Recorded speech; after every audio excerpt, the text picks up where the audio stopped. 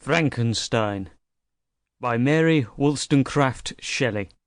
Narrated by Michael Ward. Chapter 1.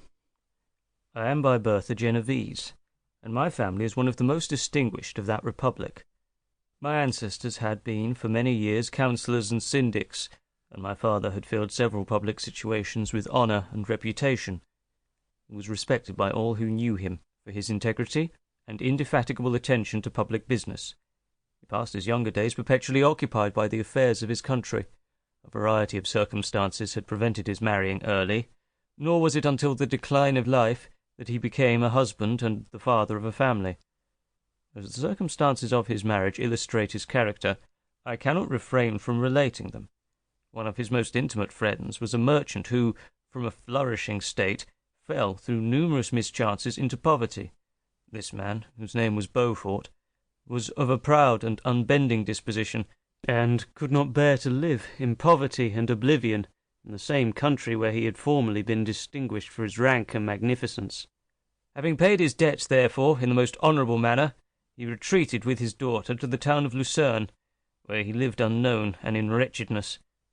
My father loved Beaufort with the truest friendship, and was deeply grieved by his retreat in these unfortunate circumstances. He bitterly deplored the false pride which led his friend to a conduct so little worthy of the affection that united them. He lost no time in endeavouring to seek him out, with the hope of persuading him to begin the world again through his credit and assistance. Beaufort had taken effectual measures to conceal himself, and it was 10 months before my father discovered his abode. Overjoyed at this discovery, he hastened to their house, which was situated in a mean street near the Reuss. When he entered, misery and despair alone welcomed him. Beaufort had saved but a very small sum of money from the wreck of his fortunes, but it was sufficient to provide him with sustenance for some months, and in the meantime he hoped to procure some respectable employment in a merchant's house. The interval was consequently spent in inaction. His grief only became more deep and rankling when he had leisure for reflection, and at length it took so fast hold of his mind that at the end of 3 months he lay on a bed of sickness, incapable of any exertion. His daughter attended him with the greatest tenderness, but she saw with despair that their little fund was rapidly decreasing, and that there was no other prospect of support.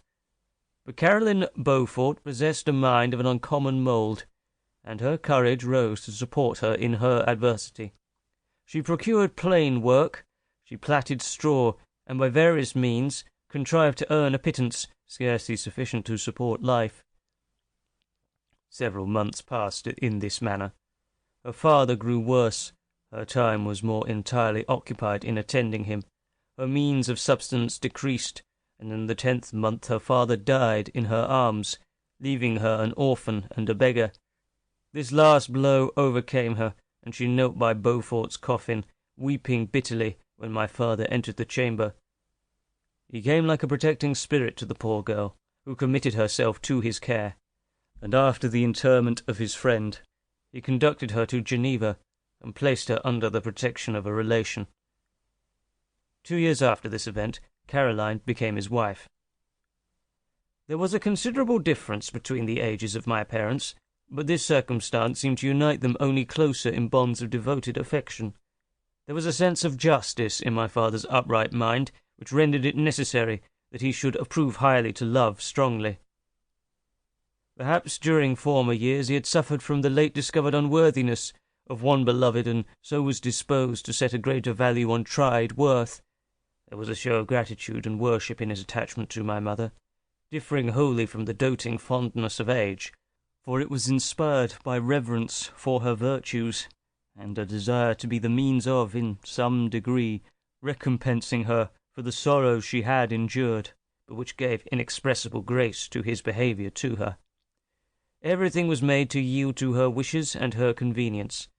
He strove to shelter her, as a fair exotic is sheltered by the gardener, from every rougher wind, and to surround her with all that could tend to excite pleasurable emotion in her soft and benevolent mind. Her health, and even the tranquillity of her hitherto constant spirit, had been shaken by what she had gone through. During the 2 years that had elapsed previous to their marriage, Sample complete. Ready to continue?